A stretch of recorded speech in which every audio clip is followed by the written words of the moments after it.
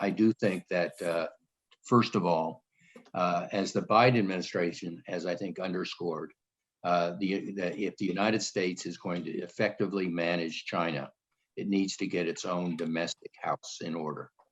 So number one, and the Biden administration has clearly underscored this, Biden wants to effectively manage the pandemic. But number two, his phrase, build back better, emphasizes the critical importance of finally, after many decades of inattention, dealing with the problem of American infrastructure. To the recovery program, a $1.9 trillion piece of legislation, Biden is already moving now to put together a $3 trillion infrastructure program. What do we mean by the Chinese challenge?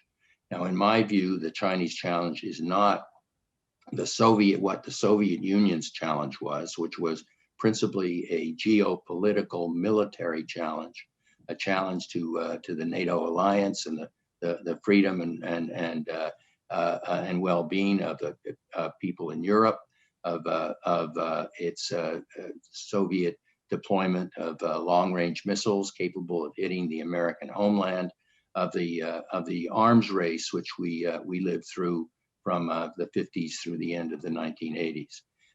China, of course, is building a modern military capability, and in particular, a modern naval capability.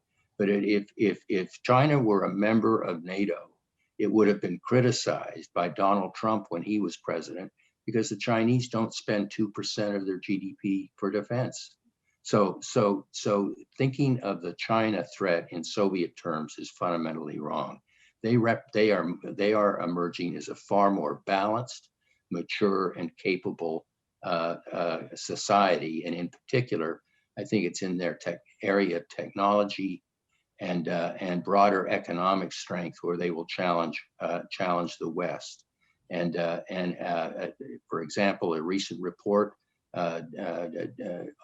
co-authored by Eric Schmidt and Robert Work pointed out that if you had to single out the one area where I think a key issue for competition for the West and China will be artificial intelligence and the associated technologies. So this isn't a geopolitical competition; it will be a geo-economic competition, and it will, and in that respects, it'll affect the economy, the global economy in many different ways. That leads to really my third point, where the role of American allies fit in terms of this competition.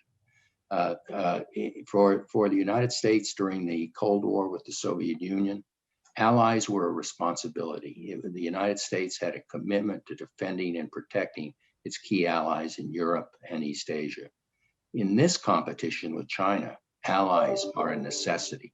The single fundamental mistake the Trump administration made in confronting China was to try to do it unilaterally. The United States can't succeed in competing effectively with China on its own. It's going to have to work with the European Union. It will, and in particular, work with its East Asian and allies in the broader Indo-Pacific. Thus, it was very telling, I think, that the first meetings, key meetings, that Secretary of State Blinken had was not with the NATO allies, which of course took place this week, but instead took place in the so-called Quad framework. That is India, Australia, Japan, and the United States, which is an embryonic alliance or a collection of countries that all understand the growing challenge posed by China. And here it'll be important for the United States and East Asia to bring other countries into closer forms of security and economic cooperation, including Vietnam, including South Korea.